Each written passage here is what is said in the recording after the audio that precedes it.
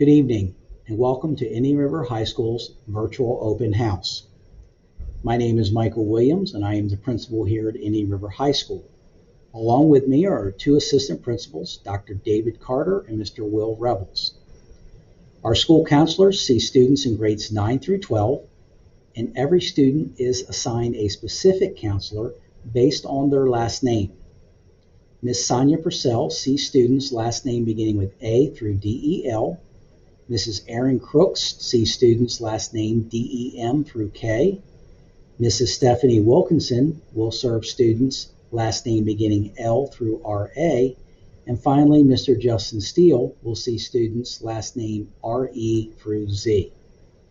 We have several student advisors that work with our student body, Mr. Devin Mann, Mrs. Debbie Fussalero, and Mr. Jamal Bivens. Our special education coordinator is Mrs. Julene Williamson, and our school resource officer is Detective Brian Hopp with the Delaware State Police. We have two school nurses, Mrs. Elizabeth Light and Mrs. Tammy Beam. They've asked me to remind parents that the pink form will be coming home the first day of school with your child. We ask that you take a few minutes to fill out this form. We feel it's imperative that we have up-to-date, accurate information on our students here at Indian River. We know a lot of students were remote last year and were not in the building, so it's important to us to have good information. So if you would, on that first evening, take a few minutes to fill this out and then have your child return it to their homeroom teacher. What's the vision at Indian River High School? We strive for excellence, and that is defined in the following ways. We believe we need to offer a rigorous academic program that is aligned to college and career goals, opportunities to explore personal interests through academic programs and extracurricular activities, and we need to focus on student health and safety. Some academic highlights: we offer a wide variety of advanced placement courses. Students starting in grades 10 may be eligible to take these courses. Assessments are given at the end of the courses, and if students receive a qualifying score, they can actually earn college credits for those classes and transfer them to a local or college or university as they move post-high school. We offer dual enrollment courses through Delaware Tech and Community College. We have an English 101 and 102. We offer sociology, psychology, and anatomy and physiology. Again, these are college credits. So once they earn the course credit, that these credits can be transferred to other colleges. And we find that a lot of our students take advantage and leave here graduating with a high school diploma, but also several college credits that are for courses that they will not have to take again once they enter their first or second year of college. SAT scores consistently are above state averages. In 2020, our students exceeded the global benchmark average for the second year in a row. Our students have ranked some of the highest in the state with SATs. Pre-pandemic, we'll be back into the testing mode this year once we have all of our students back in person. But our SAT scores are something that we take great pride in, as our students have really performed above local and state benchmarks. We run a semester schedule here at Indian River High School. Students will take a total of 4 classes a semester. Our fall semester begins on September 7th and ends January 27th. And then for the spring semester, students will start 4 new classes January 31st and will run to the last student day, which right now is scheduled for June 15th. The only exception to the semester classes are our Algebra 1 and Algebra 2. These are both year-long courses, so when students are enrolled in Algebra 1 or 2, they will have that course for both fall and spring semester. Student schedules are now available to view through Home Access Center and Schoology. Students should review their class schedule and contact their counselor with any questions regarding their classes. The only schedule changes that will be permitted are those that are parent or guardian initiated, teacher initiated, or those that are necessary to correct or update a student's credits. Any schedule change will need to be completed no later than September 17th and must be approved by a building administrator. Our school day starts at 7:15. Students may enter the building. All students will enter through the cafeteria entrance.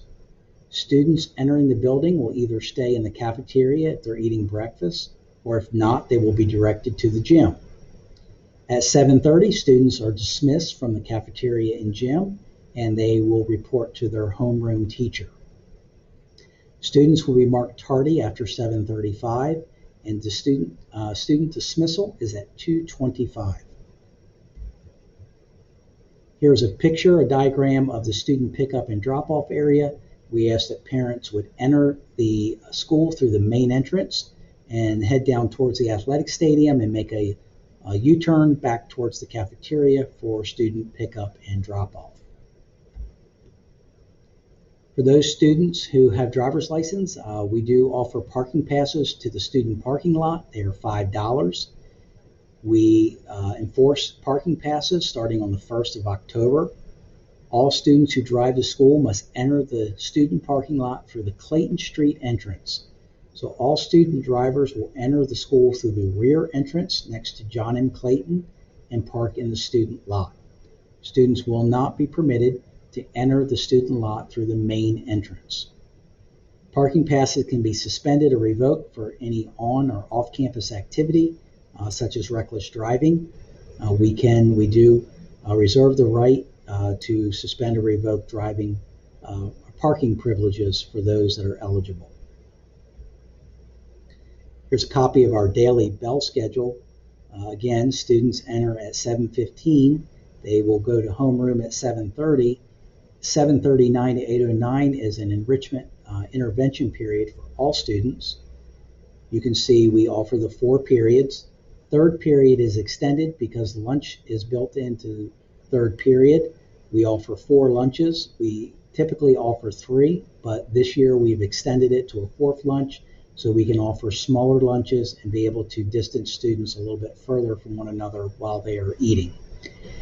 The lunch period will be determined by their third period teacher.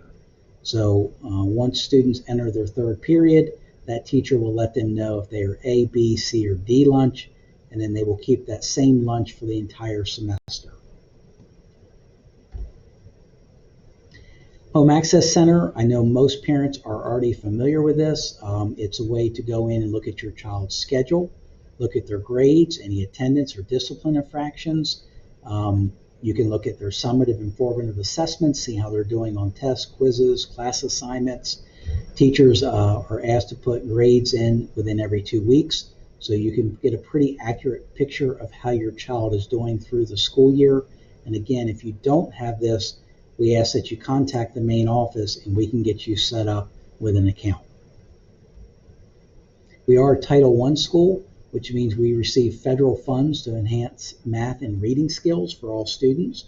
We offer intervention and support during the school for students who need additional support in reading and math. And we also offer after-school opportunities as well for those needing additional support.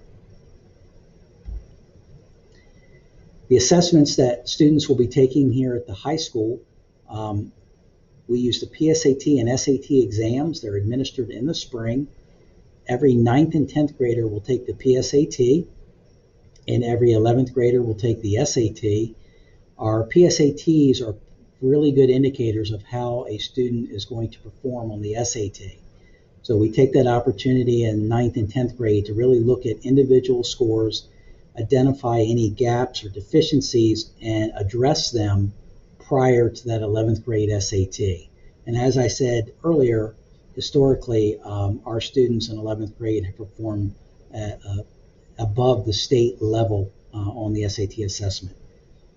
Students will take 2 DESA tests during their high school career. They'll take the DESA Science as a 10th grader and the DESA Social Studies in 11th grade. Both of these are also administered in the spring. And then we also, an optional assessment is the ASVAB, which is the Armed Services Vocational Aptitude Battery Assessment. That's offered in the winter to students in grades 10 through 12 who may be considering the military as a post-high school option. Current mask mandate, as hopefully parents and community is aware of, there is an executive order currently from our governor where all staff, students, and visitors are required to wear a mask when inside the school building, and that's regardless of vaccination status. Teachers will establish a time to provide mask breaks to the entire class, and students should be mindful of others and practice social distancing during these breaks. If you're in need of a new mask, one will be provided, and there are a few situations where masks are not required. One of those is when students are outside or when seated at a table to eat or drink, specifically breakfast or lunch. I will remind you that once students have completed eating in the cafeteria, they will be asked to put their masks back on until they are dismissed from that area. Mask breaks will be offered several times throughout the day to all students, as we have done in the past. We are in the first year of a one-to-one device initiative, meaning students will receive a Chromebook that they will have for their high school career. Students who currently have a Chromebook that they had from last year or for last summer, we ask that you bring that back the first day of school. We are going to be dispersing new Chromebooks the first week of school.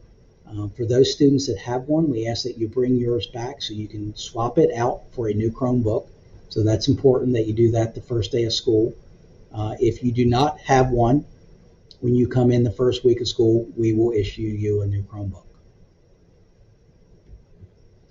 Graduation requirements. The Delaware law requires 24.5 credits at a minimum to be eligible for your high school diploma. All students will have 4 years of English and math. Social studies, you need 3 credits. Science, 3 credits. PE is 1 credit. Health is a half a credit, which all 9th graders will take their freshman year. All students need 2 credits in a world language, which at our school we offer Spanish as our world language. The program major or pathway, as we like to call it, you need 3 credits, so you would need 3 years in that pathway, and then at least 4 additional credits in electives. Again, this is the minimum. Some students graduate with over 30 credits. Some students graduate with 15 to 18 college credits. So again, this is at a minimum. The program major that your child selected, if they're a 9th grader, this will be the first year in that pathway. They will need 3 years in that pathway.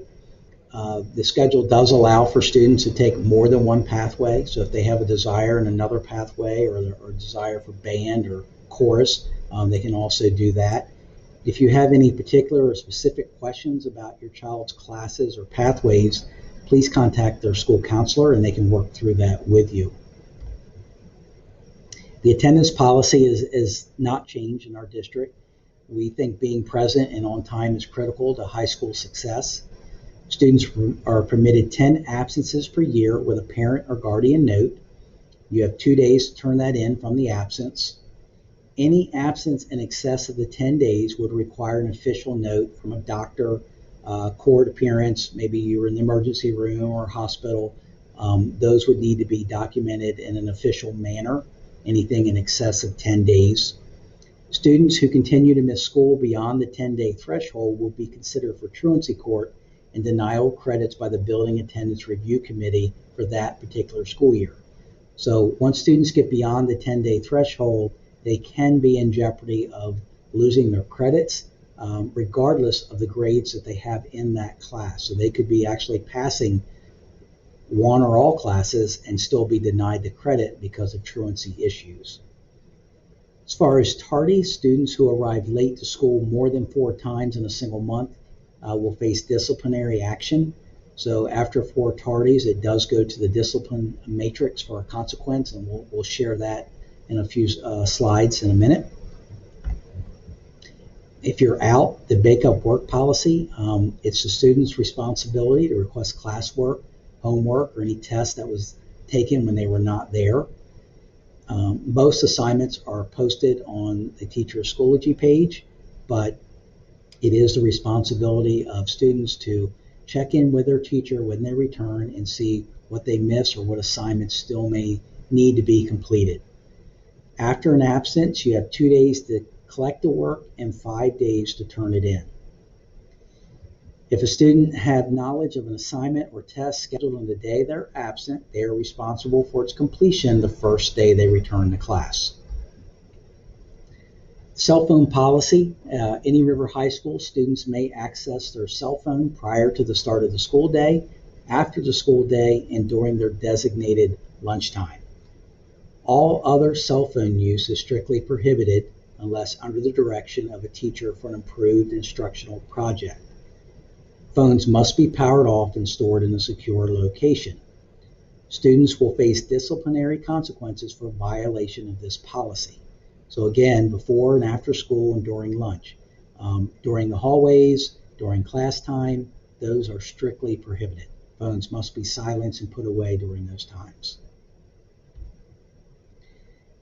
The Indian River dress code has not changed. Clothing worn by students at school must respect the values of our district and community. Flip-flops are permitted in high schools, except for a few classes, gym and construction, where they could pose a safety hazard. Short skirts, dresses must be no shorter than mid-thigh. Pants must be worn at the waistline. You cannot expose midriffs, cleavage, or posterior regions. Nothing transparent that exposes private areas. No tank tops or visible undergarments are permitted.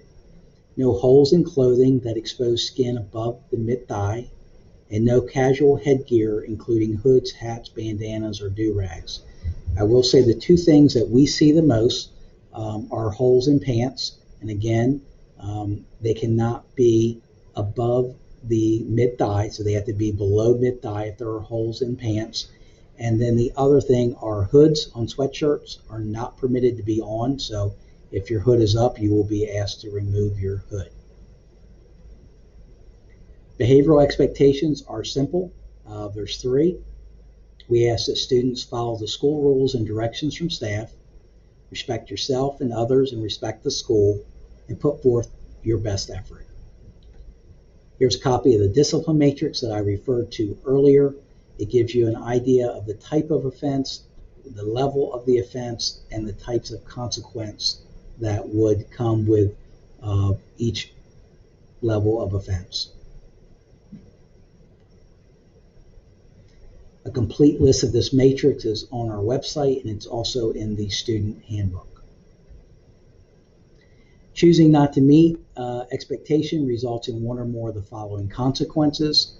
It could be a documented warning, parent contact, detention, which would be after school, an in-school suspension, an out-of-school suspension, alternative placement at camp, which is a district-run program.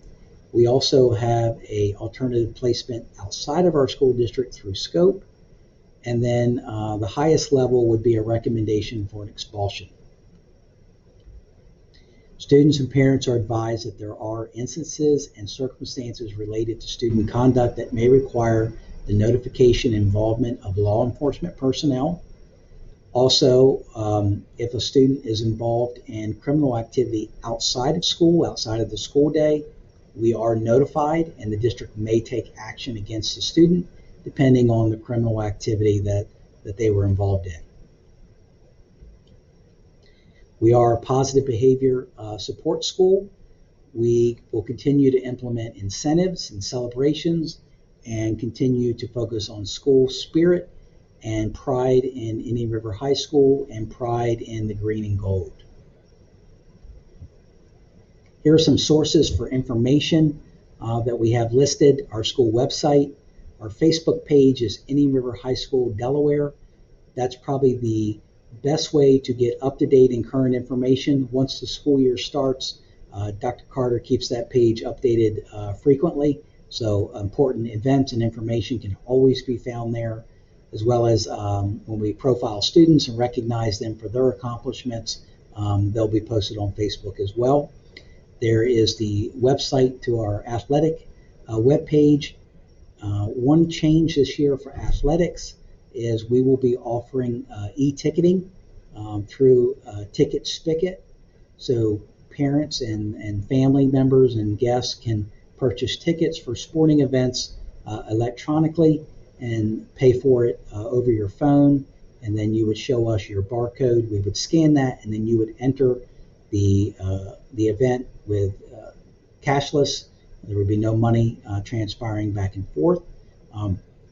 Tickets still can be purchased at the event, but again, we are moving towards an e-ticket service.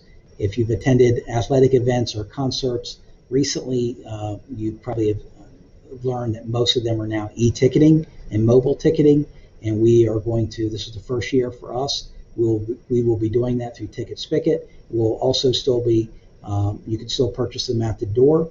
Athletic season passes are on sale in the main office, and we also sell them during our home football games. Our school calendar also has important dates and policies in there. They'll be coming home with your child on the first day. And also, we will continue to use our Alert Now system for notifying parents of important information and events happening at school. We do a lot of that through email at Indian River High School, so we don't inundate parents with Alert Now phone calls. Please make sure if you're not getting Alert Nows through email, then we probably do not have your current email or a valid email for you on file. Please make sure if you're not, you get a phone call into our main office and let us give us a valid email. We can put you on our roster, and then you will receive all notifications. First day of school is September 7th, and this is different this year. We're doing a staggered start, and this will be for freshmen only. As you're aware, we were unable to do an in-person ninth grade orientation. Typically, that's a time for ninth graders to get their schedule, visit their teachers, find their classrooms, take a tour of the building. We will be doing all of those things on September 7th. Students will come in, they will follow their schedule, but throughout the day, we will be breaking them into groups for tours and for assemblies. And we're excited just to have our freshmen here on that first day. We can get to know them a little bit better, help them feel comfortable getting acclimated to the building, and hopefully putting their mind at ease as they maneuver and find their way and navigate around the building. September 8th, we will welcome the rest of our students in grades 10 through 12. And again, the one thing we need help with on the first day for both 9th and on the second day for the rest of the students is make sure you have a copy of your schedule or have it on your Schoology or eSchool account, and know who your homeroom teacher is. When you enter the building, when we dismiss at 7:30, all students will be going to their homeroom. From there, teachers will go through their schedule, answer any questions they have, make sure they know where they're going, but it will help have a smooth transition that morning if they know who their homeroom teacher is. And finally, I want to share with you our virtual teacher greetings. We have asked our teachers to create short videos introducing themselves, introducing the classes they teach, what the expectations are, what your child can expect in their class, if there's any supply or certain materials they may need for their class, and basically introducing themselves, how for parents to contact them if they have questions. So our staff has done that. They are posted on our school website. This is a copy of our homepage. When you go to our homepage, if you click on the department tab, it will take you to our staff roster, and next to each teacher will be a link to their greeting video. We ask that you look at your child's schedule, find out who their 4 teachers are, and then come back to the website, click on the departments tab, find your 4 teachers, and then you're able to view their greeting video. Those videos are going to go live tonight at 6:30.